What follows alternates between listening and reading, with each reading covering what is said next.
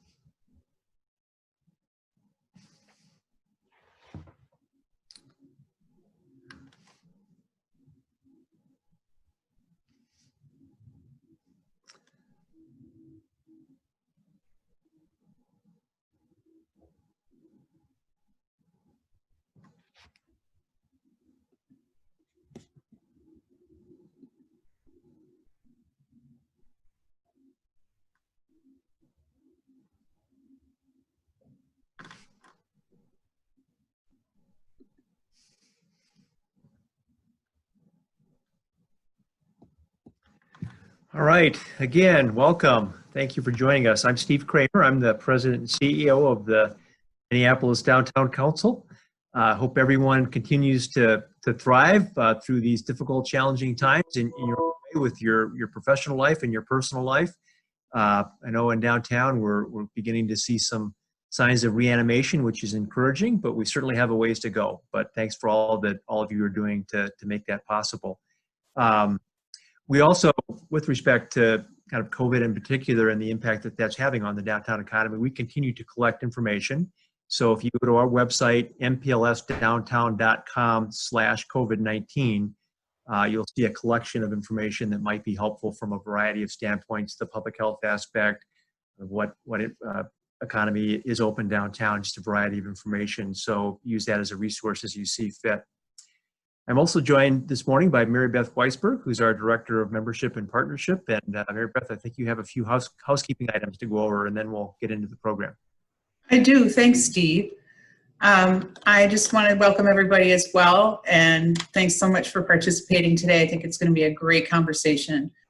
Before we get started, I'd like to go through a few housekeeping items to remember as we go through the webinar. First and foremost, we're all at the mercy of our Wi-Fi connections and technology. So we thank you for your patience should we experience any technical difficulty. This conversation is being recorded and will be posted on our YouTube channel. We'll send out a link after later on after it's uploaded to YouTube if you'd like to share it or watch it again. As we kick off the program, please feel free to introduce yourself with your name and company in the chat function. And if you have questions that you'd like to answered by the panelists at the end of the presentation, please at any time use the Q&A function. We'll answer as many questions as possible as we get to the end of the program. And now Steve, back to Steve, will share some information about some upcoming programs. Great, thanks, Mary Beth. So our next program is September 10th, and we're going to focus in on the hospitality industry, another very important aspect of the downtown economy that's been impacted significantly by the public health crisis. But they're beginning to bounce back, and we'll talk with a number of leaders in that sector about how they're innovating and collaborating to kind of bring things back in that important sector of our downtown economy. So please join us on September 10th, and future programming will be announced at mplsdowntown.com for details and registration. So we'll keep this virtual programming going throughout the rest of this year.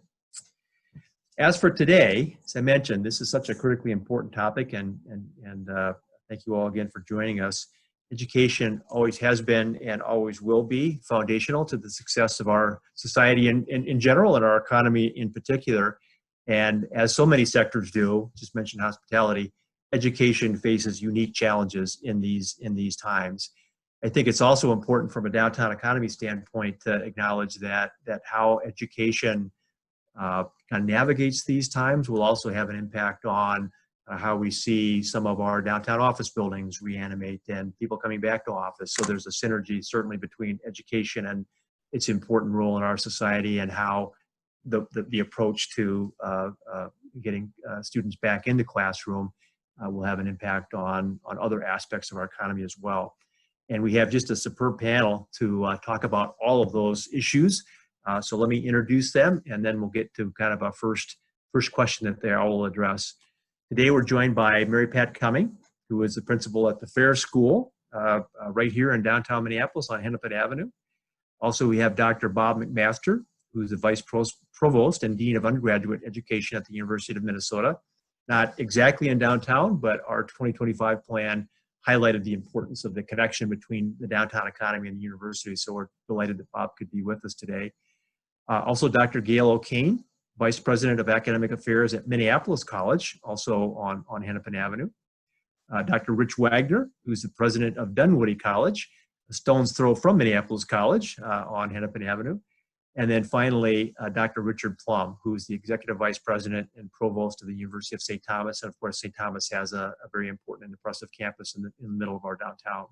So thanks to all of you for joining us. And I think what I'll do is just ask in that order, in the order I introduce people, just ask each of you to talk for a few minutes about how your institution is approaching the 2021 school year, especially the start of the school year during the midst still of uncertainty about the impact of COVID. So Mary Pat, would you be willing to kick off there with some comments on that topic? Yes, I'd be happy to. Thank you so much, Steve, and welcome to everyone. Again, I'm Mary Pat Cumming, principal of the Fair School, part of Minneapolis Public Schools. We're the only Minneapolis public school in downtown Minneapolis. And as you've been hearing through the governor's orders, schools will have opportunities to start each district on their own. And so Minneapolis has really decided the best course of action for us is to start in a virtual learning mode. So all of our high school students will begin in virtual learning. That will include daily classes that they will have, a regular class schedule, and meeting all of those needs. Some of the challenges that we're facing, of course, are making sure that all students have access and devices that they need. And we're really working with parents and families and students to ensure that they have not only materials and supplies as well as textbooks, but also those devices. And Minneapolis has done a great job in providing the Chromebooks as well as hotspots to ensure that distance learning can occur. There's an incredible amount of professional development support coming to teachers in the next coming weeks, both on the digital learning platforms, and then also really focusing on how do we ensure the social emotional safety and social emotional learning of students while they are in virtual environments. And that can include looking at not just the virtual platforms, but also what's happening in our communities and how we're bringing students back into the school year, both in a digital platform as well as addressing issues that are happening in the community, such as the killing of George Floyd, and also how those racialized impacts are affecting our students and our families. So that's where we're starting at Fair, and we're actually pretty excited to get going on September 8th. Super. Thank you very much. Bob, how does it look at the university?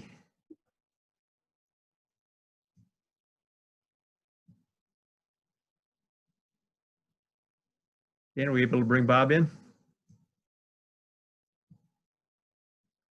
Well, why don't we come back to Bob? Gail, how about Minneapolis College? I'm sorry, can you hear me now? Oh, there we go. Yeah, we sure can. Yeah, sorry. Go ahead, Bob. About that. We're following a lot of the governors and the state guidelines on how to reopen.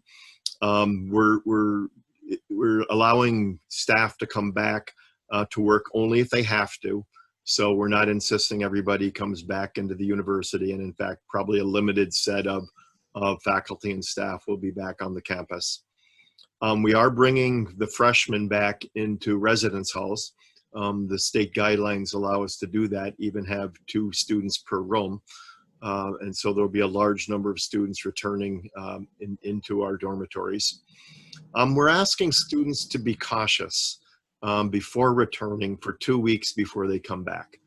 We know that's a big ask, but we think it's important that although we're not asking them to quarantine, they just be careful about their behavior and social interactions so that there's a greater chance they'll come back to campus healthy at the beginning. We have 4 course modalities that we're offering this fall on the Twin Cities campus. One is in person. Another is hybrid, where some of the classes will be in person, others will be online. Purely online, and then remote. And remote means that the class is being offered synchronously at the same time to all students. About 30% of our classes, 25 to 30%, will be in person. A big constraint for us there is that due to the 6-foot distancing requirement, we only have about 25% of classroom capacity available. So that really constrained the number of classes that could be face-to-face. We are requiring that students and faculty have face coverings in all buildings when they're inside, and outside if they can't be socially distanced. We're starting off the semester under kind of a pseudo-normal curriculum, as I stated, but after Thanksgiving, all classes will convert to online. So we're anticipating there might be a resurgence then, and so from Thanksgiving on through final examinations will be online. We're going to have some student services in person, some online, for instance, advising and student one-stop. We're still working through our coronavirus testing, but there will be selective coronavirus testing, and our Boynton Health Center will be available for to test students whenever needed. We're very concerned moving into the fall about student behavior. We're sending out very strong messaging on the need for students to be careful. There have been other universities, I think you've heard about these, where students have come back and things have kind of gone off the rails, and universities have already had to pivot and send students home. University of North Carolina was an example of that. Michigan State just in the last few days decided to back away from in-person and have all their classes online. So that's kind of collectively everything that's going on, and we'll see how it goes in the first few weeks and whether we have to make further adjustments. Right. Thank you, Bob. That's very helpful. Yeah, how about Minneapolis College? Yeah, thank you very much. We have similar modes of delivery to what Bob described. We have those same types of delivery, and we made our decision early that we would move everything that we could online. So we really are in a different situation than the U in many different ways. One of them is that we don't have residential students, and we don't have sports either, which is great, because I know that adds quite a bit of complexity to what the U is facing. But not having residential students, it kind of simplifies our decision making to really focus on where do we think we can have the safest and best way of delivering courses. And so we made the decision early, probably back in May, that we would shift everything that we could online. And so the result of that was we really kind of flipped our schedule, where we usually have about 70% of our courses face-to-face. Now we have more than 70% of our courses online. And we still have about 20% of our courses are blended hybrid. But really what everyone did is just kind of step up. If you were blended hybrid, you're probably now fully online. If you were face-to-face, you're now probably fully blended, and so basically any piece of a course that can be online is now online. So we really made a shift. We knew that in order to do that and to do that well, we needed as much advanced time as possible. So we made that decision early. We committed to it, and by committing to that, we spent about $250,000, which for us and with our budget and for the size school we are is a sizable investment. We spent about $250,000 providing intensive training to our faculty so that they're ready to teach in their new modality. And so we had fabulous response from faculty participating this summer when they're normally not participating. So that was fabulous. Everyone's really been pulling together and rowing in the right direction together. We also shifted many of our services to remote because we just really want to keep our students safe. We don't want to bring them to campus if they don't need to. So most of our library services are available remote. All of our tutoring services have not been scaled back at all. They're just remote. And so a lot of our student services like registry, pretty much everything that you could do in person before, you can now do remote with a few exceptions. We have our bookstore open. So, you know, it's rethinking and reimagining what we are doing, but we're pretty excited. We feel confident we're in the right place. We do have courses, knowing that we have technical courses, we have science lab courses. There are some things that really can't be delivered remotely. So those are going to be face-to-face, and we have social distancing, lots of precautions in place, and the same kind of masks, social distance requirements for all students and employees. So in that way, we're similar to the University of Minnesota, where we know that some things have to be face-to-face, and we do not have a plan to end at Thanksgiving, but we're going to just try to be flexible throughout the semester. Great. Thank you, Gail. Thank you. Rich, maybe picking up on Gail's last point there, I mean, the Dunwoody campus is so impressive because of the equipment and the hands-on learning. How are you preparing for the start of this next school year? Well, we're not only preparing, but we've actually started. So our school year started on Monday. So, but we took it in mind all the things. And you're still here. And you're still here. You know, we kept in mind all the things. Oh, excuse me.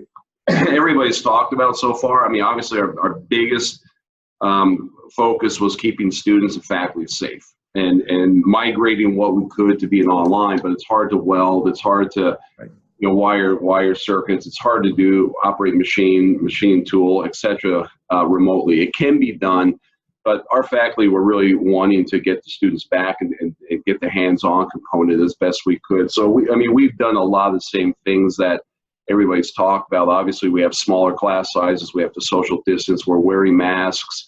Our underlying philosophy is every interaction on campus will be a low-risk interaction. So when we get test cases that are positive for COVID, we know that because of the care we've taken, keeping people apart, putting partitions up, wearing masks, cleaning, all those things that we're all doing, because of that, we're going to minimize the risk of spreading on campus. And as a private nonprofit with enrollment of like 1,300, our challenges aren't as scaled out as like the University of Minnesota, right? Or St. Thomas, Minneapolis College, etc. So we were able to be a little bit more agile, I think, because of our size.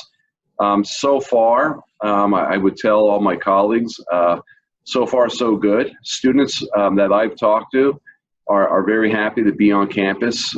They are taking all the precautions that we've asked them to take, and we're doing a lot of the the people that don't have to be here operationally. We're staying at home and working from home. We've virtualized a lot of our student support services, but we also discovered during the May shutdown that our most at-risk students struggle the most, or were impacted the most, whether it was because of access to technology or because of learning styles or whatever.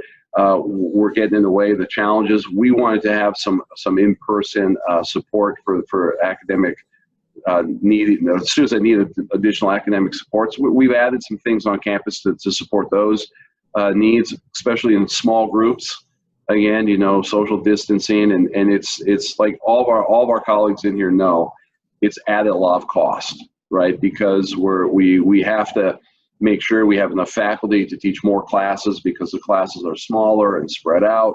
We have to have the technology, we have to have the support services, but it's important. We believe, at Dunwoody, all of our programs lead to immediate jobs, great careers. We place on average around 99% of our students in the field for which they were trained. So we want to make sure that Steve, as the downtown and Minnesota economies start to come back, and they are, that we are going to still need those skilled workers that are going to be so critical to driving and fueling economic growth. So we want to make sure that we're delivering our very critical mission. So far, and also we have plans A, B, C, D, E, and F. And we're plan A, and we'll move to plan B when circumstances dictate. That's great. Thank you, Rich. Richard, so wrap us up with St. Thomas's planning and how you see things going forward here. Well, thank you, Stephen. Thank you for giving me the opportunity to address the council. I'm going to echo a lot of what my panel members said. We have done extensive planning, and we started planning back when the pandemic actually started, because we saw this was going to continue and it was not going to be a one semester ordeal. So we worked with our faculty extensively starting in May in preparing them for what we were talking at that time about the second wave coming and being prepared to go and pivot fully online. So we trained our faculty over the summer. Again, St. Thomas has about 10,000 students, about 6,000 at the undergraduate level, 4,000 at the graduate level. And at the undergraduate level, we worked with our faculty and what the students wanted. And we were able to accommodate most individuals' needs. Again, the thing that we kept at the forefront was the health and safety of our community. You've heard that echoed by all of our panel members. Health and safety came first. With that is our overarching guide. How do we best deliver our educational model to the students? So at the undergraduate level, about 15% of our total classes will be in person. And those, again, are the ones that have to be. They're laboratory based. It's real hard to do labs virtually. About 25% of our classes are fully online. And then the remainder, which is about 60%, are mixed modes. Again, we've heard mixed modes. At the graduate level, it's slightly different. About half our classes will be in person, the other half will be online.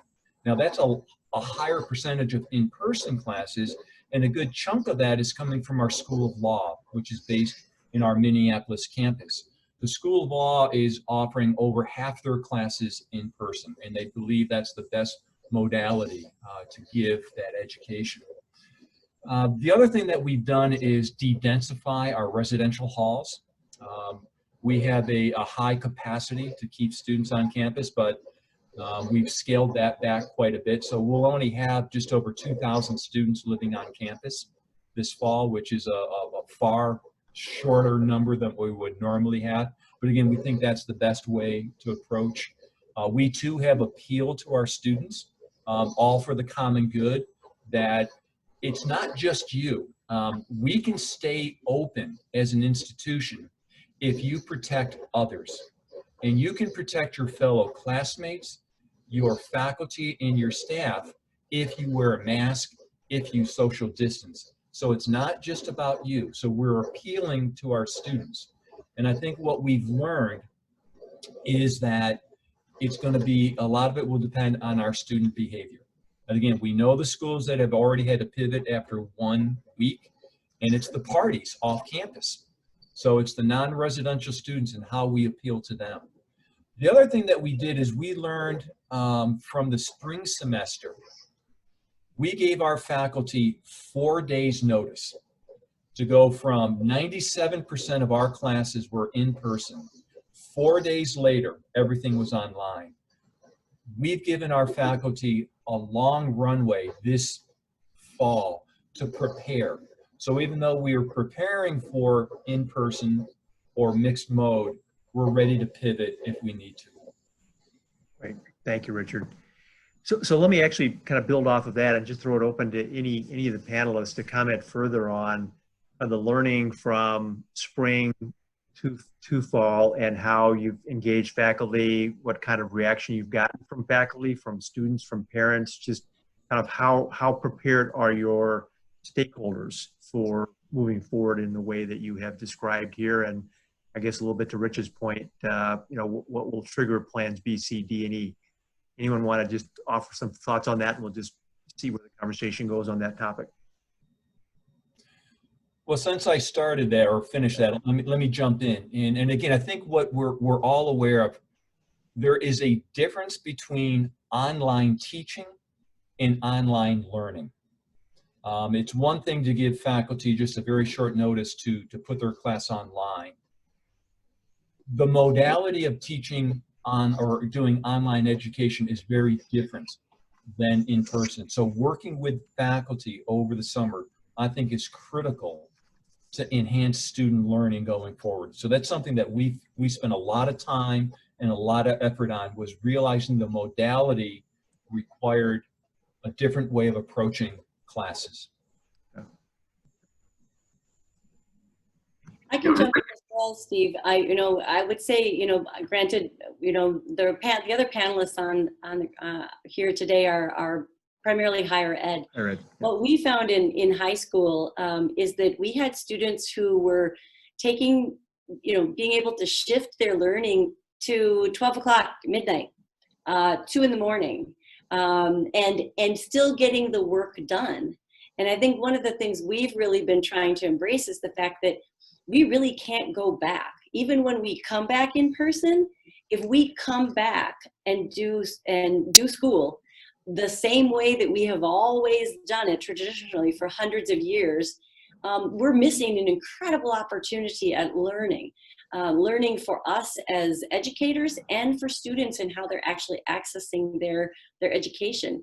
One of the other really big things that we have learned and we need to be planning for this fall is when we look at families, especially families who have high school students and elementary students, they're going to be helping their elementary siblings get online, get to that morning meeting, etc. And being able to have some flexibility in how they access their learning and complete their learning is going to be critically important. So I just want to make sure that I think all of us are thinking that, but even in the less flexible system of K-12, that's really some important learning for us to be remembering as we, again, move through all of these phases, knowing that we're going to be flip-flopping back and forth. But I hope when we get to the other side that we're taking those lessons that we've learned and really applying them to how we can change education for students. Yeah, great. Bob, you have the biggest student body by far, and we've all heard about the examples that have sort of gone south, as you said. What kind of contingency planning is the university doing around those issues? Sure. Just a few comments on the transition to online and remote learning. As with St. Thomas and all my colleagues here, we had a very short runway to make this happen last spring. I think everybody was kind of stunned at the rapidity with which we had to transition. And I just have to say, I was so pleased with both our faculty and students who rose to the occasion, who within a matter of 1 or 2 weeks were able to put their classes online. Not everything was perfect. We know that there were a lot of challenges, especially with the experiential learning we've been talking about, the labs, the dance class, the sculpture class, the painting class, the music class, where it becomes extremely difficult to do this effectively online. Although, as an example, in chemistry and physics this year at the university, the departments actually mailed out lab kits to the students because the kits or the classes will be, the labs will be offered online using these kits. I remember when I was a kid growing up, we had these chemistry sets, so I'm crossing my fingers that that all goes well. But the spring went really well, and we did a survey at the end, and again, although far from perfect, our students really rose to the occasion as well and did a great job. So our faculty now have been able to spend the summer, many of them, really refining their methods, their techniques. The university's put in a pretty strong apparatus in terms of support units, learning centers, technology centers, realizing this was coming. So knock on wood, I think we're facing a pretty decent situation this fall because of both the monetary and human resources we put into place. In terms of what we do this fall, it's a great question, and I'm not sure I have the perfect answer. I think plans are in place for what we'll do if, in fact, the infection rates go up quickly. And they're scaled.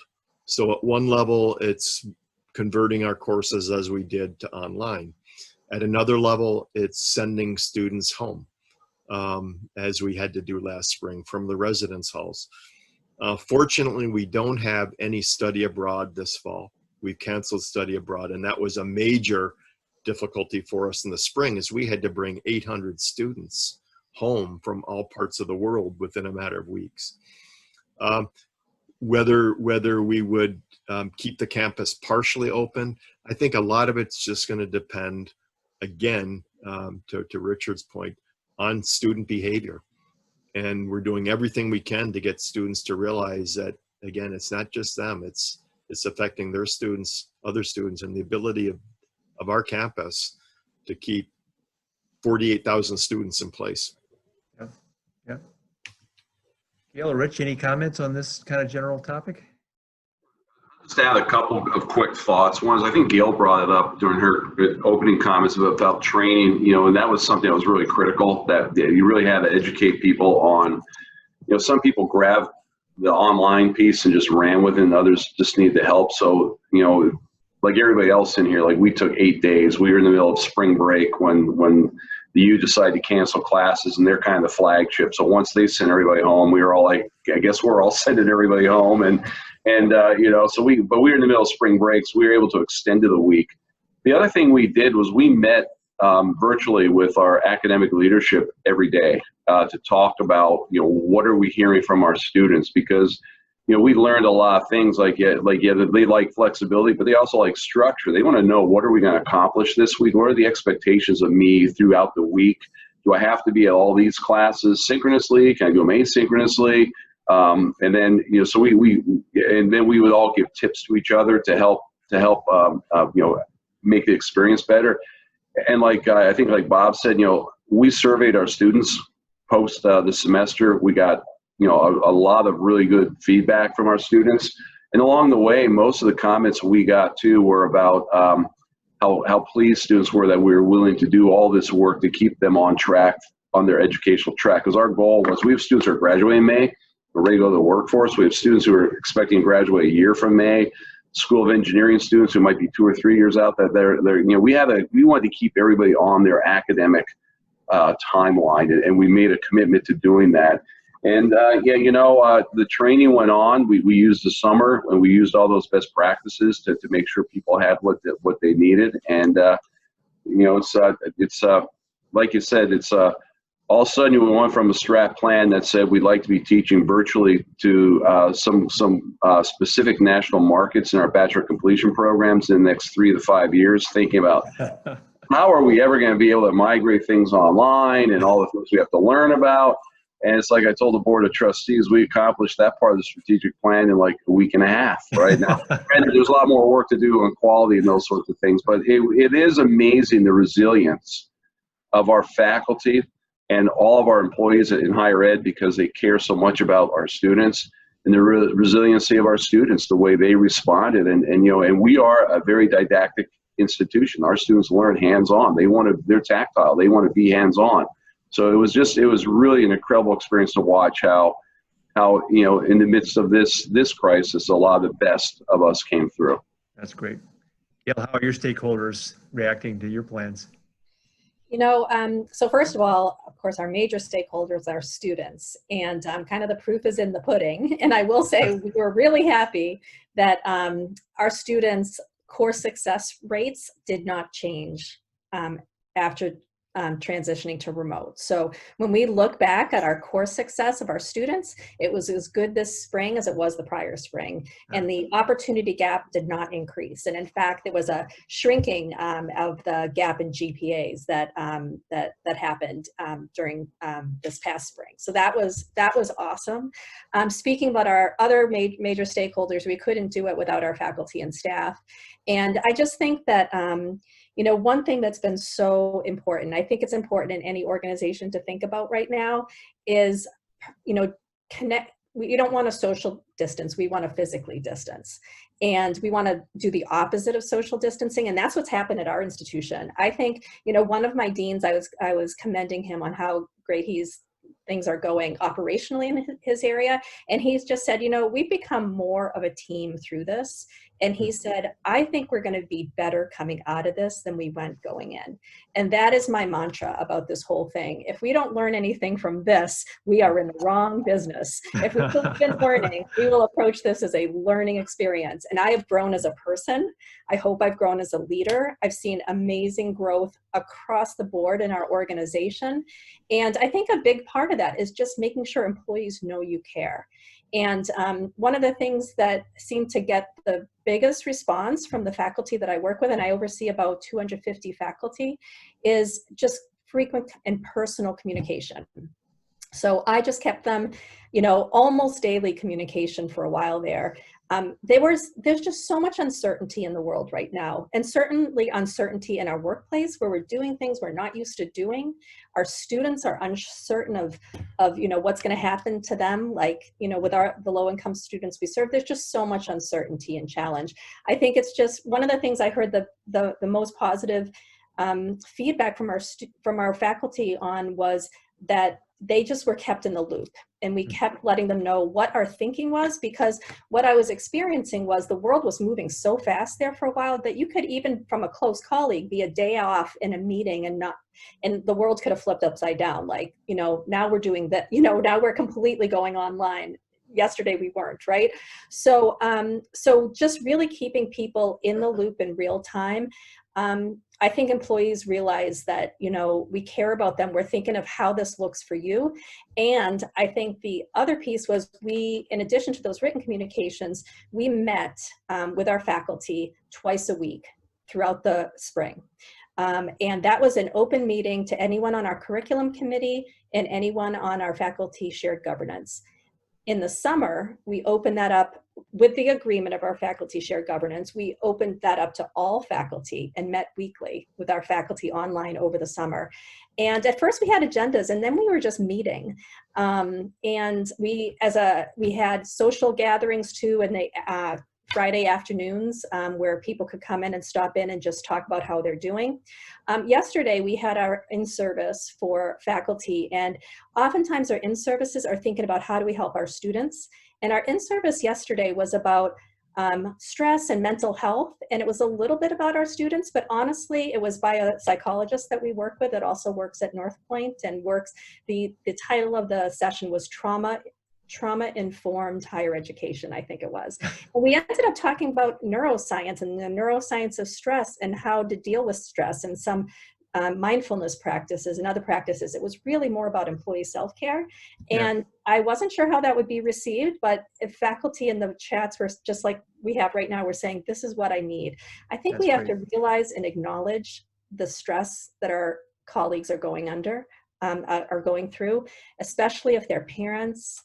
We don't even know what's going on in their lives. So what yesterday's session did was it normalized.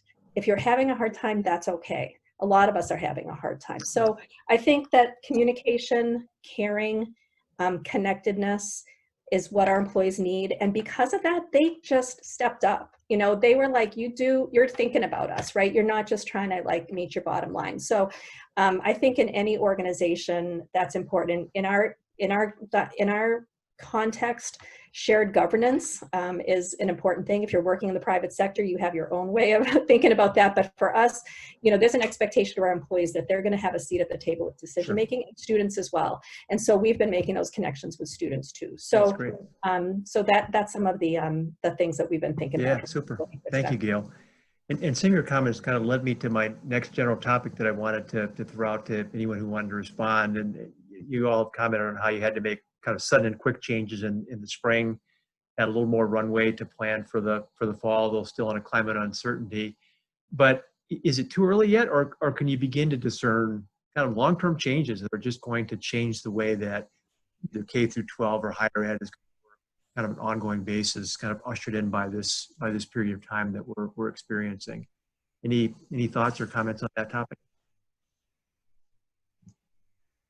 Rich, or Steve, that's a great question, and I think if we kind of link back in what Mary and Rich and Gail were talking about, one of the lessons that I think that we've learned through this is we can change, and we can change quickly. Higher education in particular is notorious for slow change. We've seen we can change. The pandemic has taught us we're not going to go back to normal.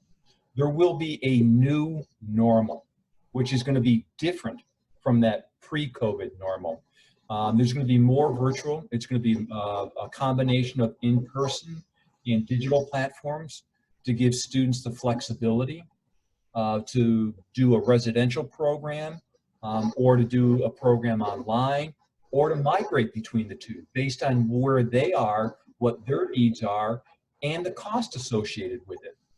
Cost has been a big thing that we've heard with the pandemic, with the economic devastation that it's caused our community and our families' ability to pay. They're questioning how much it costs to go to school, how much it costs to get that degree. We have to take that into consideration and try to reimagine how we package our programs going forward.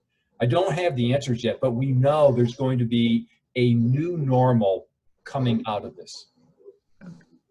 One of the things that I think surprised some of us as we went through this pivot and we started to get prepared for fall, our students want to be back on campus.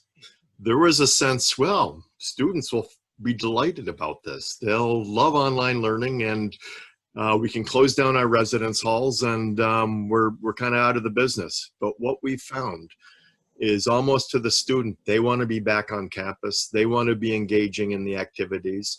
They want to be going to football games. Sorry, not this year. They want to be going to the rec center, and they want to be meeting with their faculty face to face. Certainly, there will be an increase in online kind of remote activities on all of our campuses, since we've seen we can do that. There's another piece of this that's around the curriculum, and we have started to rethink parts of the curriculum. For instance, we put together a coronavirus curriculum last spring because we found out we had a large number of courses that were related to the disease and pandemics, and not just in public health, but in social sciences and engineering. So we put that together. Over the summer, we created what was called a July-mester to enable faculty to experiment for 4 weeks or 8 weeks with experiential learning, knowing that they were going to have to figure out how to teach that chemistry lab or that dance class in person again, with socially distancing and masking. So I think there are both some short-term and long-term changes, but I think the interesting part is residential education is alive and well. Interesting. Yeah. If I could just add, Steve, I think too, Please. I listening to what Rich said too about they finished their one of their strategic goals in a week.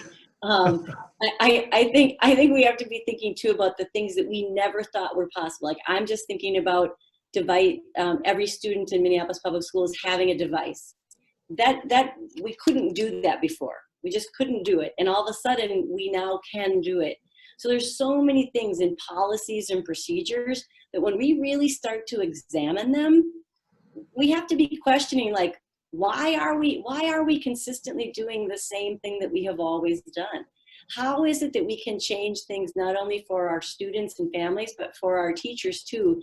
And so those are the things that we're constantly asking in Minneapolis Public Schools and with my principal colleagues, is when we're making some of these decisions, even about how we're going to deliver online learning this fall, like, why are we keeping it inside a box, right? Let's start to be really thinking about not just expanding the box, but maybe blowing it up, because we already did that. We just did that in the spring. And everyone on this panel has talked about the amazing things that they've been able to do within their schools and their universities that have changed things for students. And that, to me, just leads us right into the future of, again, not going back, like Richard was saying, that we have to be looking at education in a completely different way. And I think that's exciting. I think, Go ahead, Gail. yeah, I think that there's going to be a greater fluidity between face-to-face and technology-enhanced learning. So, for example, I was talking to one of our more senior welding faculty, and he said, I'm never really going to go back to the way I was doing it before, because I have all these great videos. I mean, if you think of it, I don't know about anybody else, but I learned how to caulk my tub, which is about as technical as I get. I learned how to caulk my tub from watching a YouTube video, and who hasn't done that, right? And so now our faculty are thinking about, how do we use technology to enhance learning? So all these and the talent base of our faculty has just shifted. If you think about from a more face-to-face focused faculty to a technology focused faculty, we've just had everyone have to step over to the technology side, and they have skills that really are going to serve them and our students well, because more and more young people expect things. They expect things to be able to be like available to them all at all times. That lecture that they missed or that they didn't get, the demonstration. I just think that it's going to permanently change our talent base, and that goes across our organization. How do we create community in these remote environments? We had some awesome events in the spring, like our faculty recital that we have every year was attended by more people than we had when we had that in person, and it was just intimate because you saw someone playing the oboe in their living room. And so we have to just the ways that we can use technology as employees and as educators, I think is going to permanently shift things, and it's going to shift things in a way that's much more fluid than the kind of some people do things with technology and some people don't, and some departments do things with technology and some don't. Yeah. Richard, offer comment too. Yeah, I agree with that observation. I think that one of the things that surprised us is we have what we call a quasi residency program. We have a partnership with a market rate overflow provider of dorm living on the campus of University of Minnesota, and we thought for sure like nobody's going to want to live there, right? And yet we had a lot of demand for spaces in that facility. So I think it's like we're not going to blow the model up completely, right? It's really I like that term of fluidity of how do we take technology and the lessons learned and integrate that into our models to make them even stronger for our students, stronger for our industry partners, and with that flexibility. Well, I mean, it's that whole concept of what's the post-COVID-19 education experience going to look like is something we're all thinking about. But there's definitely going to be the need for the hands-on part. There's definitely going to be an integration of more technology of coming into the educational experience. For us, one of our biggest challenges has been snow days. Right, it snows, and you keep the campus open because we're primarily a commuter campus. Right, half the students make it, the other half don't. You open up shops, some work on, but now all of a sudden it's like, we got all these videos we recorded. We know how to do virtual learning. We don't have to shut down and worry about losing time, because we're pretty intense. We have 18-week semesters, and our students are in class 5-6 hours a day, and we push hard. And you miss a day like that, it sets you back. Now, because of what we learned in a week and a half in March, we're not as worried about that. So that intersection of traditional way and all the things we learn from technology is going to create some really powerful higher ed models, I think, coming out of this. That's great. Thank you, Rich. And Rich, maybe I'll ask you to start this last sort of general question, and that is, and you've alluded to the importance of the business community and the connections that you have at Dunwoody.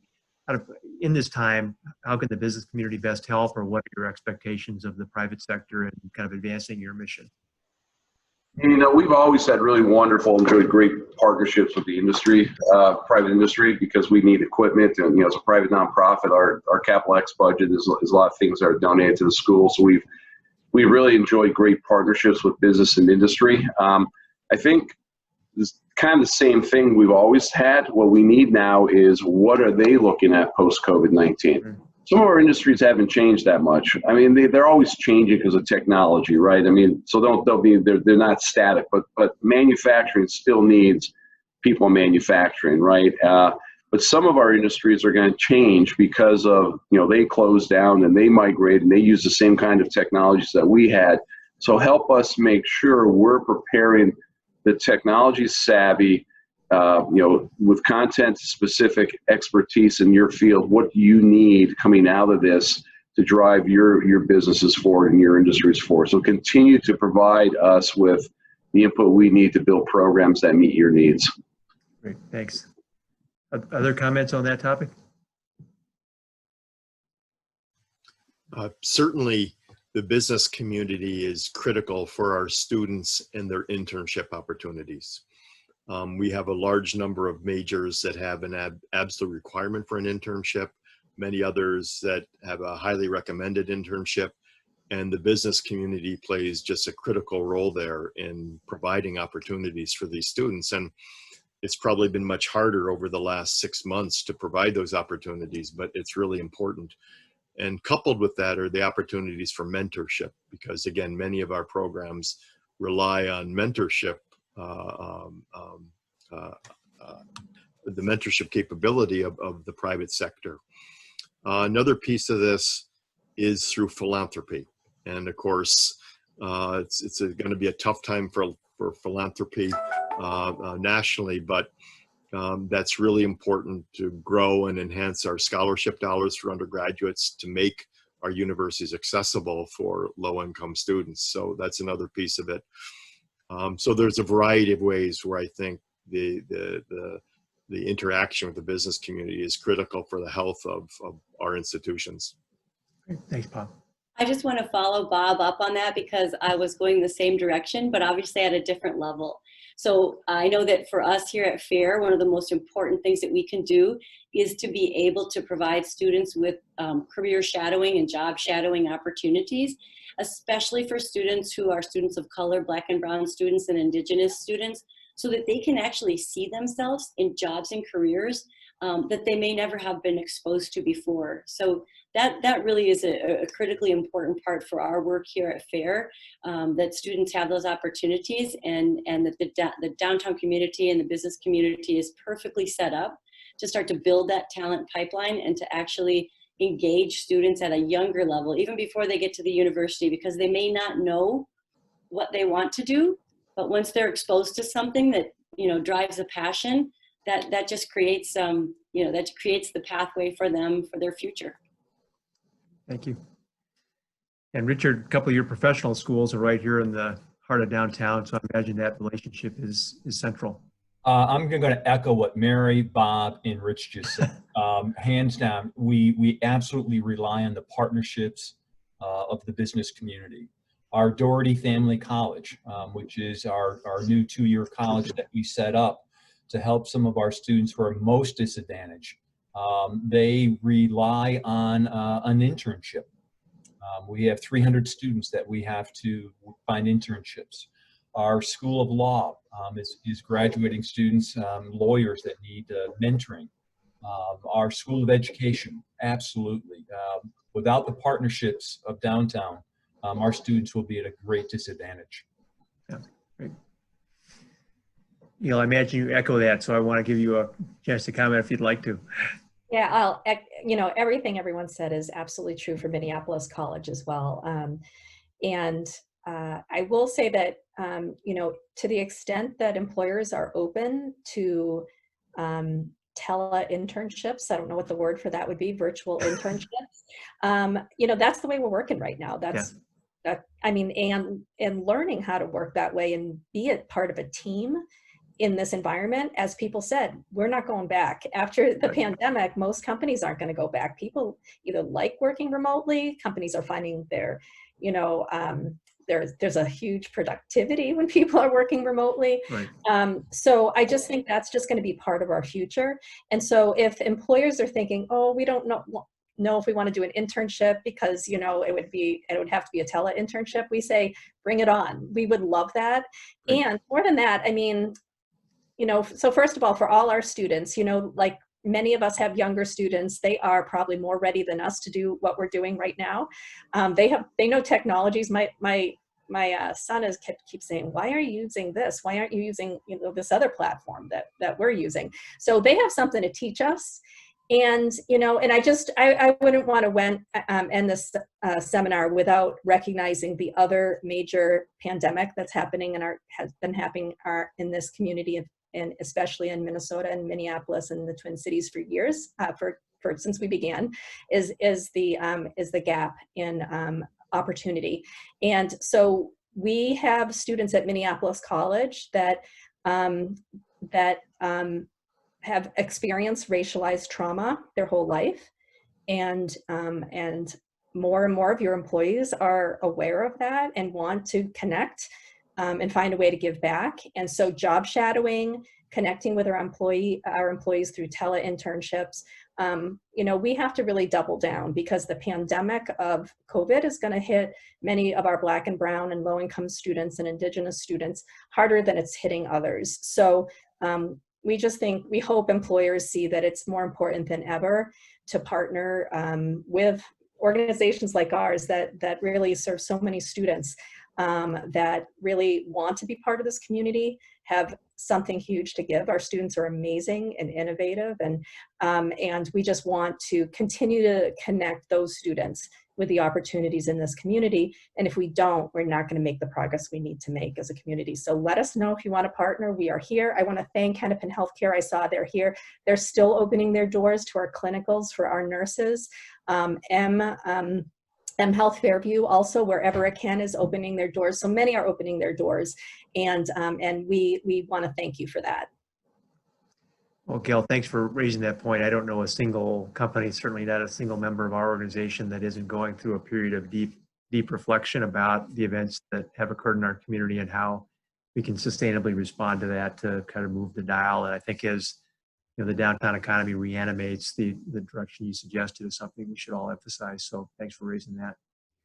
I just had these great questions for each of you, and we don't have time, so I apologize. But I think this has just been a tremendous conversation. We saw all the chats of folks who just thanked you all for your participation today and your insights. So I think we'll leave it here. But again, Mary Pat, Bob, Gail, Richard, thank you so much for taking the time this morning, and best of luck to all of you. I hope that you all 4 days in are as confident as Rich is of how things are going to go. So thanks to all of you, and thanks to everybody who tuned in today.